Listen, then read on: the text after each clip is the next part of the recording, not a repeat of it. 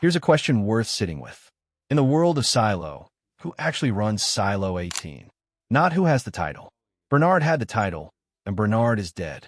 Sims has a title now too, and so does his wife Camille.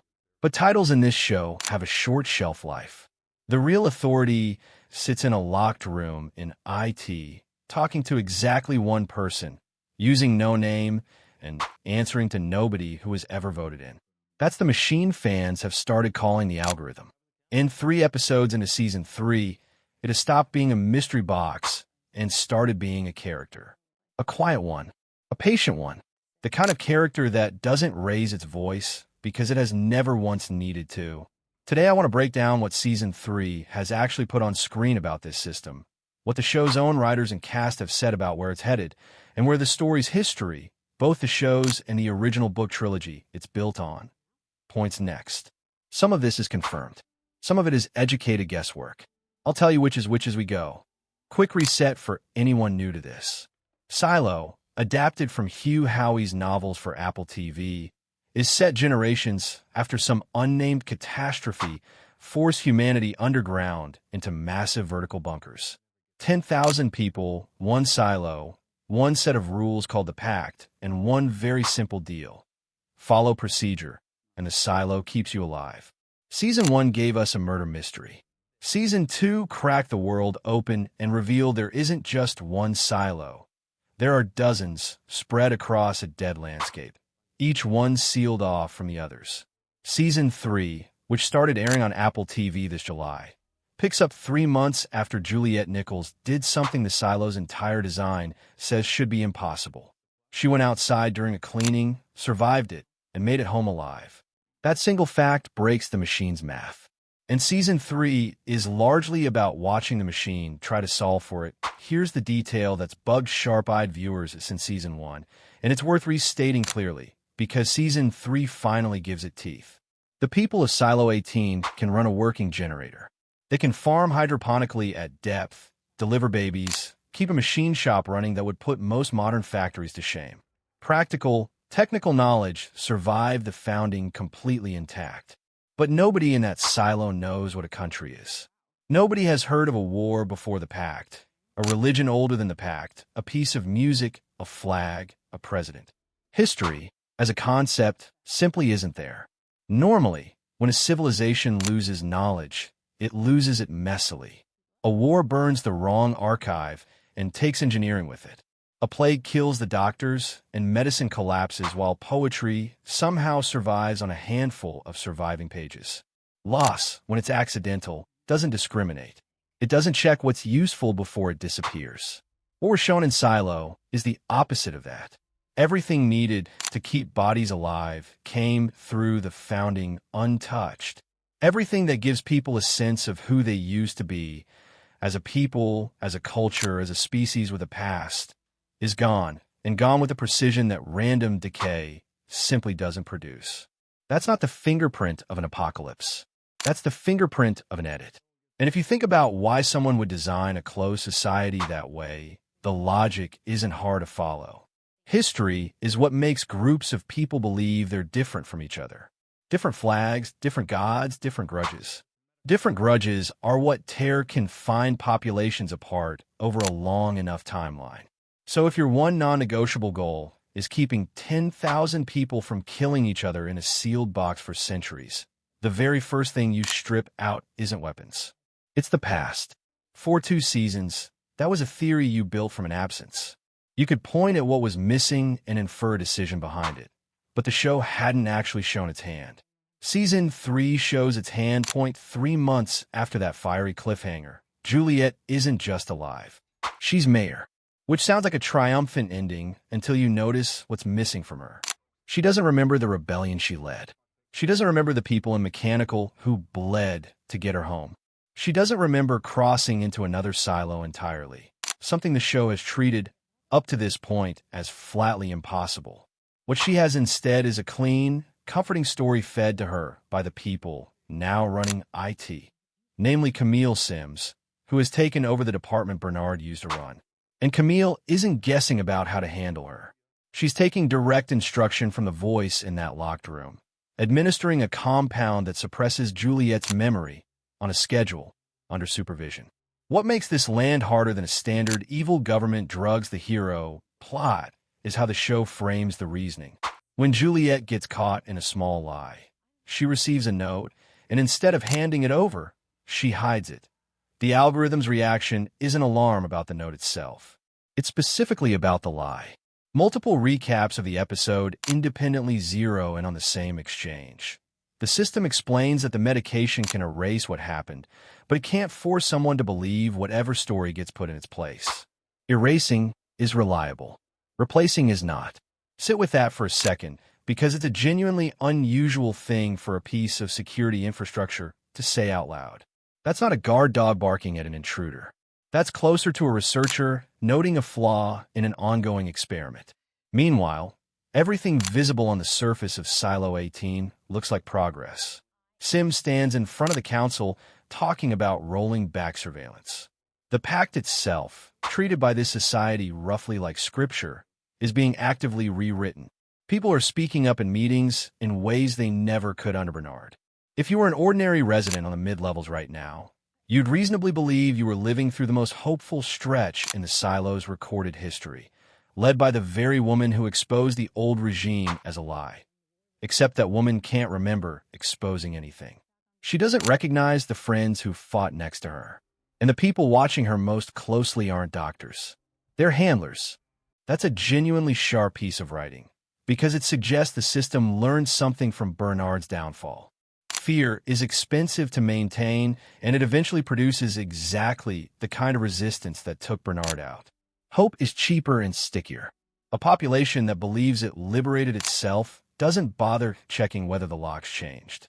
The reforms happening in Season 3 aren't the machine loosening its grip. They're the machine finding a more efficient one. And Juliet's blank, smiling endorsement is doing most of the load-bearing work. Here's the reveal that turns this from one woman's story into something much bigger, and it's confirmed dialogue, not fan speculation. When Camille pushes the algorithm on why Juliet's treatment is taking longer than expected, the system answers with a number. It tells her that several silos, Silo 18 among them, roughly a century and a half ago, have gone through what it calls a full reset. Multiple episode breakdowns from outlets that reviewed the episode independently confirm this detail, and it's a gut punch once it lands. Everyone currently living in Silo 18 is standing on top of an erasure their own ancestors lived through, and none of them know it. The founding wasn't a one-time event. Forgetting, in this world, is maintenance. It's a tool that gets pulled off the shelf whenever a population becomes inconveniently self-aware, and it has apparently been used on entire silos, not just individuals, more than once. Which reframes the earlier point about curated history.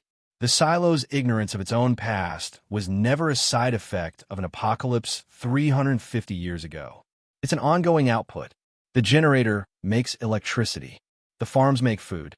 And the silo, as a system, manufactures forgetting continuously, because forgetting is the one input the entire design depends on to keep functioning.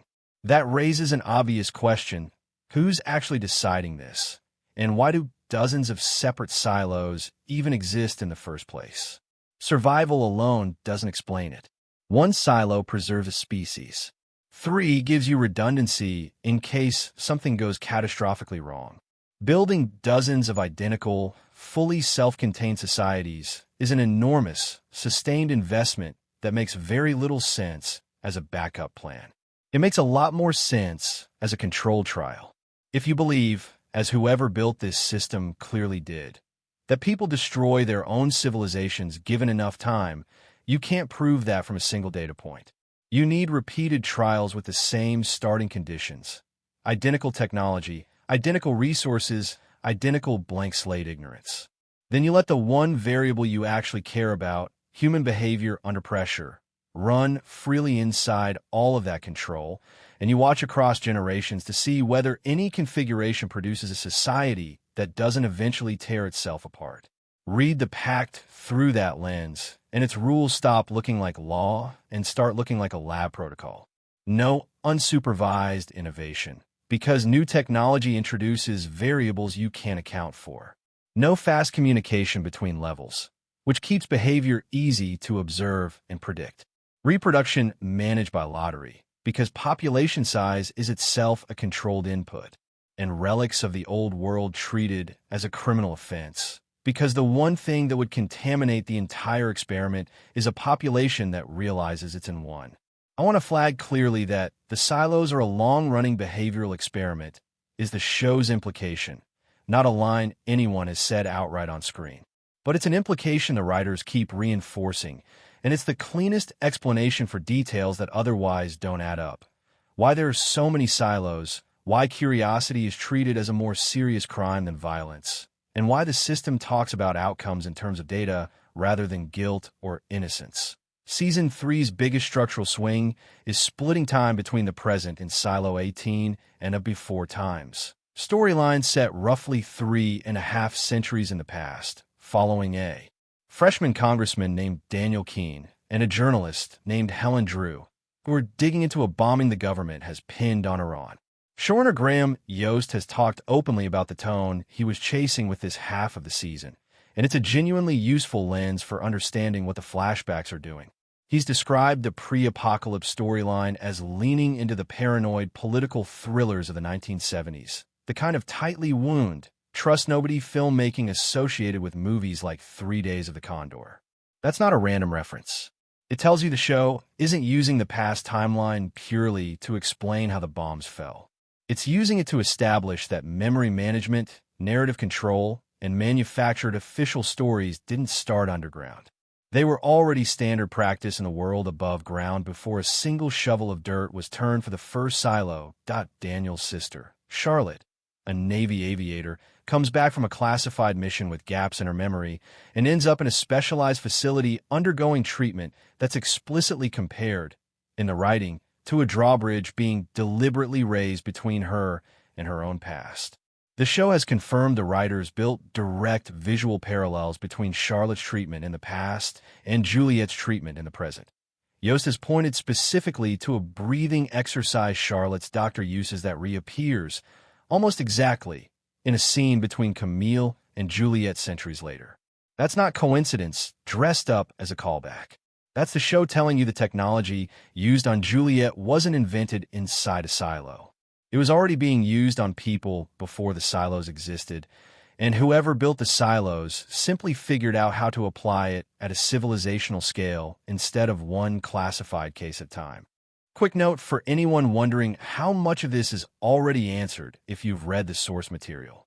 Silo is adapted from Hugh Howey's novel trilogy, Wool, Shift, and Dust, and the second book, Shift, is essentially the before times story already written out.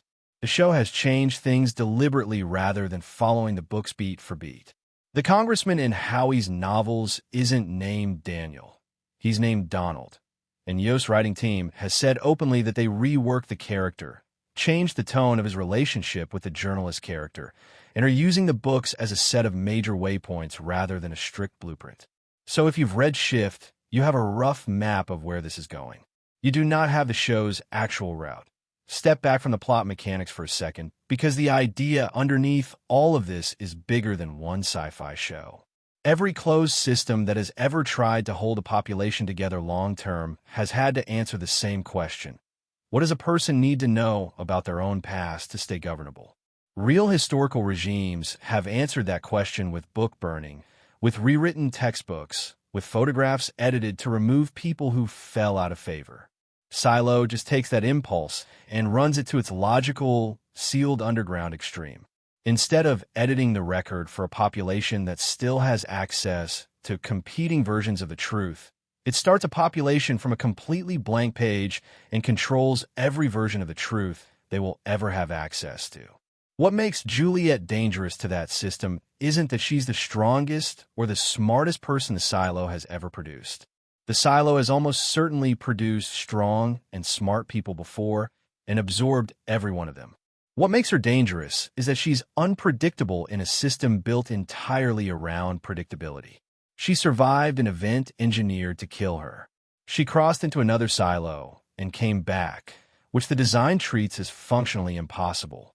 And now, stripped of nearly everything she used to know, she's still acting on instinct in ways the algorithm didn't anticipate, finding her way back to mechanical, reconnecting with people she can't consciously remember trusting, spitting out pills the moment nobody's watching. The system can erase what happened to her. What it apparently cannot do is guarantee she'll believe whatever gets written in its place. And that gap between what a system can delete and what it can actually replace it with might be the single most important idea this show has put on the table so far. Got a few concrete things worth knowing if you're following along in real time. Season 3 runs 10 episodes, premiered on Apple TV in early July, and is scheduled to wrap up its finale in early September. Apple has already renewed the show for a 4th and final season, which is expected to close out the adaptation of Howey's trilogy, meaning the writers already know exactly where all of this lands. They're just controlling how fast we get there. Critical response so far has been split in an interesting way. Several outlets are calling this a return to Season 1 form, with Alexandria Riley's performance as Camille Sims singled out repeatedly as the season's standout new element. Other reviews have been more measured, describing the season as somewhat transitional, heavier on setup for the finale than on payoff in the moment. Both readings can be true at once. A show can be laying track for a huge ending, while also, episode by episode, quietly making its most disturbing argument yet about what actually keeps a closed society compliant. So here's where I land on all of this. The fandom's biggest question has always been when it will be safe to leave the silo. I think that's the wrong question to be asking. A system built to run a controlled experiment was never designed around the idea of safety. It was designed around proof that a closed population can hold itself together without tearing itself apart, even once it knows the full truth about its own conditions. Until something produces that proof, the door stays sealed and the story keeps getting rewritten on schedule. If you've got your own read on where the algorithm's authority actually ends, or whether anyone is really behind that final door, drop in the comments. I read every one of them, and some of the sharpest theories on this channel have started right there. If this kind of deep dive is your thing, subscribe, and I'll see you in the next one.